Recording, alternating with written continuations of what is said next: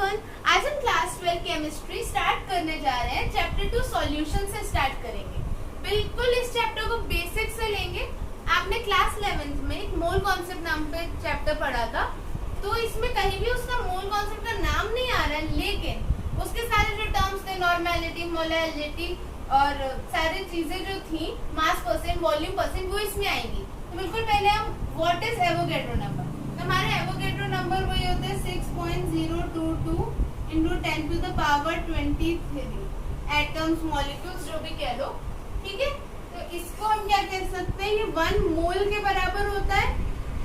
तो हम कुछ क्वेश्चन सॉल्व कर लेते हैं।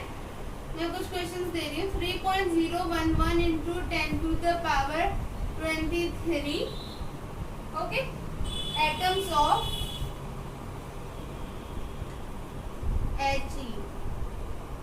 सेकेंड, ये कुछ इसको सॉल्व करने के एग्जांपल्स हैं। हम लिखते हैं 9.034 into 10 to the power 23 atoms किसके, O2 के, एटम्स ऑफ O2 या molecules of O2।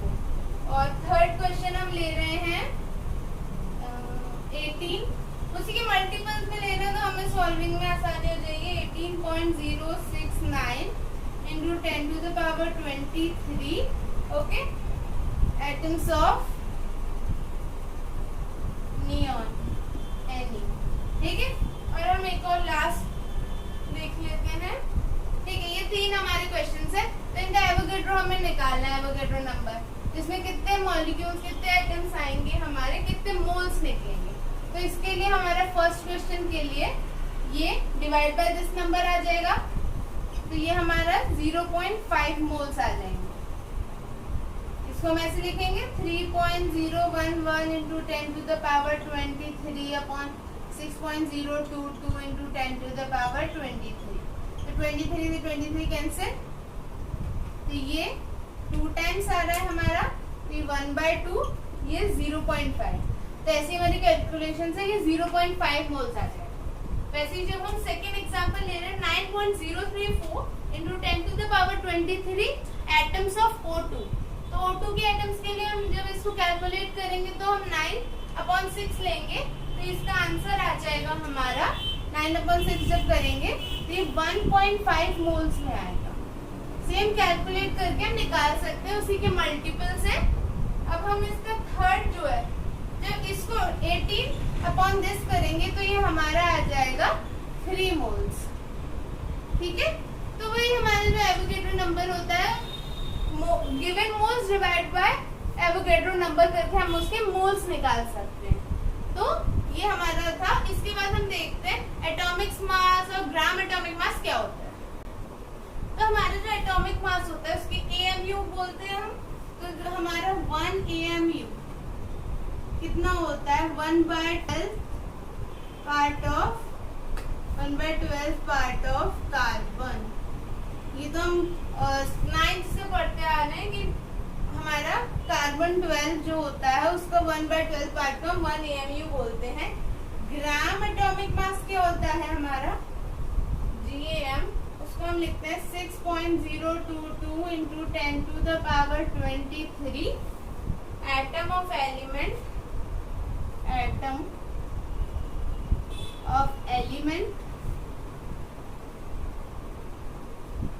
expressed in grams,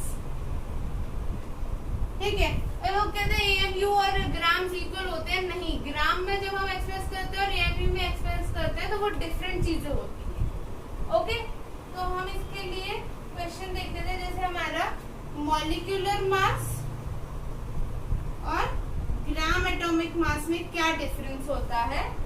तो जैसे CO2 हमने लिए, इसका 44 ग्राम है, ठीक है, 44 AMU है मॉलिक्यूलर मास, बट यहाँ क्या हो जाएगा 44 ग्राम। तो ग्राम हम उसमें एक्सप्रेस करते हैं, लेकिन हम इसमें AMU लेते हैं, ग्राम एटॉमिक मास में ग्राम लेते हैं, ओके। बस इतना ही डिफरेंस है इसमें। और हम जब मोल निकालते हैं, मोल के लिए मोलैलिटी का तो स्मॉल m होता है, बट मोल में भी हम ले लेते हैं। तो मोल के लिए weight upon number of moles upon molecular mass, यानी weight of the number of moles upon molecular mass. और ये हमारा फिक्स्ड होता है और जो हमें गिवन होता है वो डिफरेंट हो सकता है, ठीक है। ये कोई भी एलिमेंट दे देगा उसका मॉलिक्यूलर मास फिक्स्ड होता है।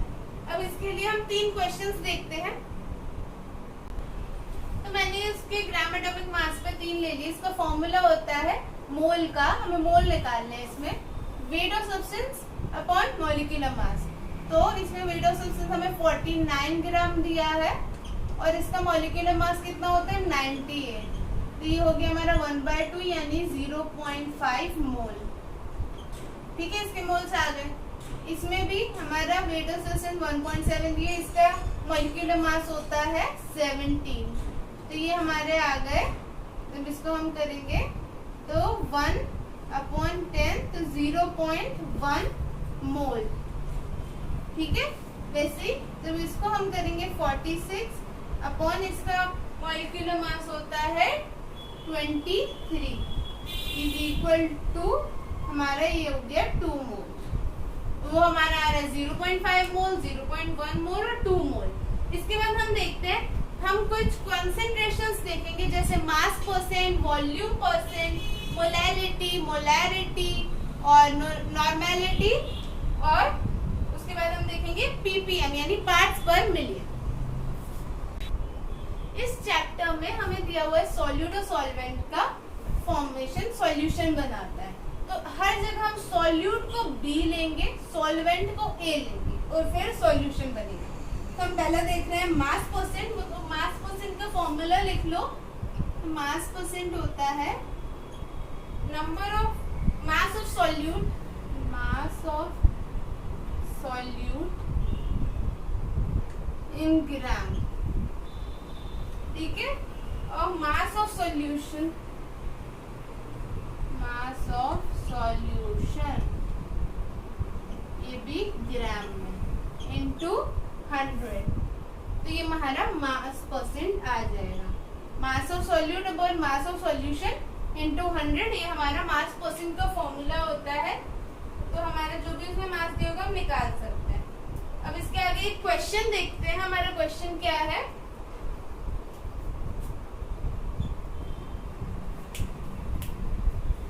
तो हमें क्वेश्चन दिया हुआ है, तो हमारा मास परसेंट पे क्वेश्चन है, a solution is prepared by adding 2 gram of a substance A to 18 gram of water, calculate mass percent of solute, ठीक है। अभी ये छोटी छोटी बातें बट आगे यही काम आएंगी। तो एक बार ये रिवाइज हो जाएगा, उसके बाद मैं शुरू करती हूँ इसका मेन टॉपिक।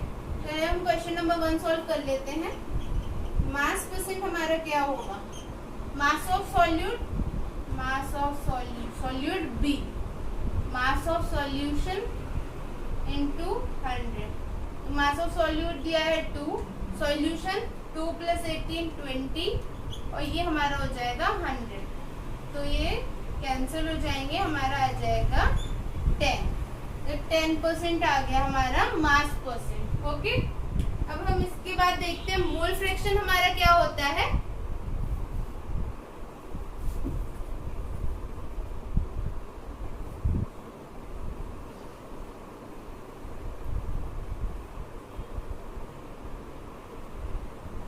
अब हम देखते हैं मोल फ्रैक्शन, सबसे इम्पोर्टेंट है ये। जैसे मान लो इसमें हमें सॉल्वेंट निकालना है, सॉल्वेंट का मोल फ्रैक्शन निकालेंगे तो पहले ऊपर सॉल्वेंट रखेंगे, फिर solvent plus solute.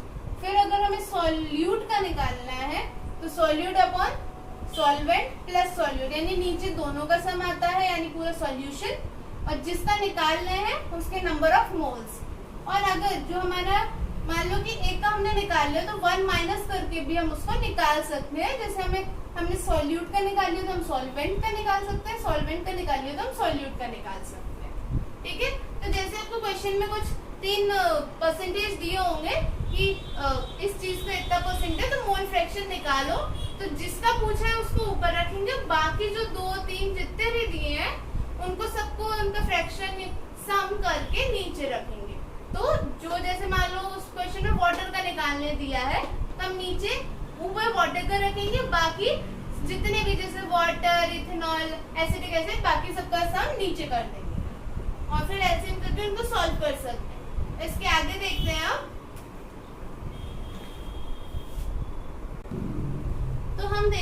Molarity M, capital M। तो इसके 4 फॉर्मूले होते हैं, हम 4 तरीकों से इसे निकाल सकते हैं। अगर हमारा वॉल्यूम दिया है लीटर में तो हम क्या लिखेंगे, number of moles of solute upon volume of solution in litre. इसको एक्सपेंड करेंगे, मोल्स को हमने खोल लिया तो हम क्या लिखेंगे, मास of solute upon molecular mass of solute into volume of solution in litre. वैसे ही जो हमारा सेकंड फॉर्मूला है, अगर ml में आ गया हमारा वॉल्यूम, जैसे उसमें हमने 1000 लीटर यानी 1 लीटर का निकाला और इसमें 500 ml या 700 ml का निकाला तो अलग बात है। तो वैसे ही mass of solute molecular mass of solute into volume in ml, तो ml यानी उसको 1000 में मल्टीप्लाई कर देंगे और ml से अगर हम लीटर में आते तो 1000 से डिवाइड कर देते हैं। हमारा थर्ड फॉर्मूला है, अगर हमें क्वेश्चन में परसेंट दिया, मास परसेंट दिया जो भी हमने इससे पहले निकाला था, फिर हमें 10 तो वैल्यू है 10 से मल्टीप्लाई करना है, और डी डेंसिटी है। अगर क्वेश्चन में मोलैरिटी निकालनी है और उसमें डेंसिटी दी है तो हम डेंसिटी से कैलकुलेट कर सकते हैं इस फॉर्मूला से। और ये हमारा मॉलिक्यूलर मास ऑफ सॉल्यूट। एक हमारा होता है 4 m1v1 is equal to m2v2, यानी हमें मोलैरिटी दी है, इनिशियल और फाइनल हमें वॉल्यूम दिया और हमें इनिशियल वॉल्यूम दिया है, तो हमें जैसे m2 निकालना है, कोई भी 3 चीज दी है, हमें चौथी चीज निकालनी है, हम वो निकाल सकते हैं। तो ये थे हमारे मोलैरिटी के 4 फॉर्मूलाज। इसके आगे अब हम देखते हैं मोलैरिटी। अब हम देख रहे हैं जो इससे पहले मोलैरिटी था, RITY मोलैरिटी, तो उसमें उसकी यूनिट थी मोल पर लीटर। ठीक है, अब ये स्मॉल m है तो number of moles of solute upon mass of solvent in kg। ठीक है, तो इसका हम ऐसे ही देखते हैं, मतलब number of moles of solute को हम एक्सपेंड कर लेंगे तो हमारा क्या आ जाएगा, मास of solute upon molecular mass of solute into mass of solvent in kg। ठीक है, तो इसको ऐसे भी लिख सकते हैं। तो जब मोल्स पहले सॉल्व करेंगे फिर इसको सॉल्व करेंगे तो हमारा आ जाएगा मोल पर kg में, क्योंकि ये मोल का है और ये kg का है, तो मोल पर kg इसकी यूनिट होती है। तो हमने मोलैरिटी में बस इतना ही, हमें मोलल कितना है और मोलर कितना है इतना देखना होता है। अब हम देखते हैं ppm, पार्ट्स पर मिलियन क्या होता है।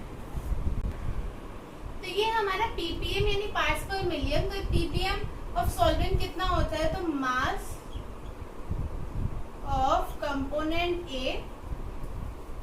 तो हमारे जिस A कंपोनेंट जो हमें दिया होगा उसका मास अपॉन जो टोटल सॉल्यूशन होगा, टोटल मास ऑफ सॉल्यूशन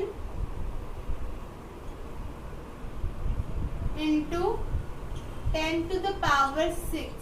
इसमें ppm में हमारा आता है 10 to the power 6 और इसमें ppm हमारे निकालने का फॉर्मूला हमने लिख लिया, mass of component A upon total mass of solution into 10 to the power 6।